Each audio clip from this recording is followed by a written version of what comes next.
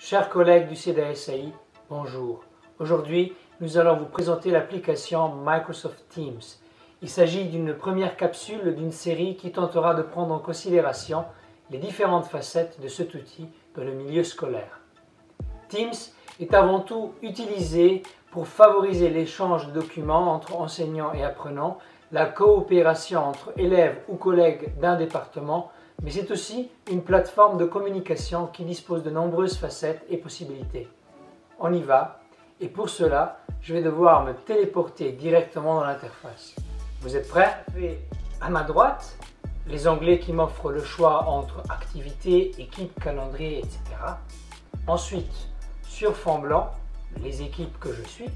Et enfin, au-dessus de moi, quelques options. Est-ce que je veux créer une équipe, ma classe, un département précis, ou est-ce que je veux contacter le helpdesk? Mais quelle est l'autre force de Teams? Andrea? Oui? À quoi servent tous les boutons qui se trouvent juste au-dessus de ta tête? C'est simple, de gauche à droite, avoir une vidéoconférence avec un collègue, par exemple, téléphoner à un apprenant, ou encore enregistrer rapidement son écran de manière instantanée. Et qu'est-ce qu'il y a à ta gauche? Nos contacts.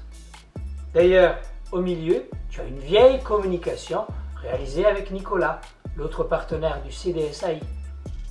Tu lui avais envoyé une citation, tu te rappelles, de l'excellent livre d'Olivier Burger sur la différenciation. Et lui, il t'avait envoyé un lien pour l'excellente application Microsoft To Do.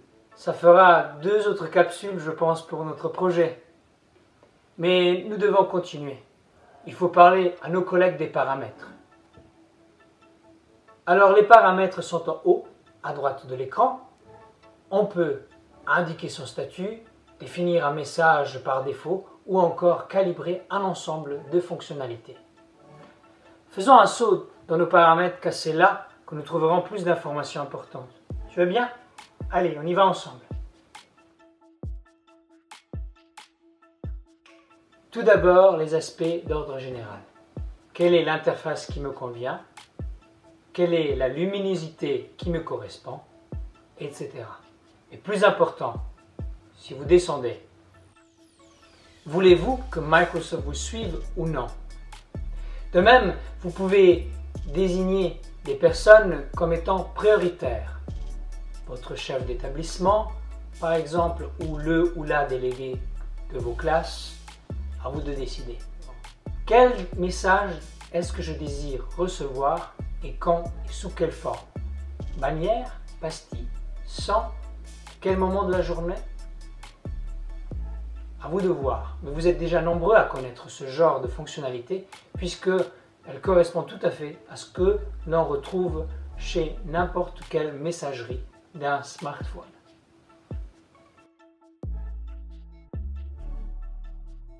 Maintenant que les bases de Teams sont fixées et que vous avez enregistré vos paramètres, il faudra veiller à mettre en place d'autres fonctions. Mais ce sera dans une deuxième vidéo. Nous espérons que cette capsule vous a inspiré et nous vous souhaitons de belles réussites. Nous restons à votre disposition et sachez que la prochaine capsule sur Teams arrivera et qu'on y analysera le travail effectif réalisable avec sa propre classe. À bientôt.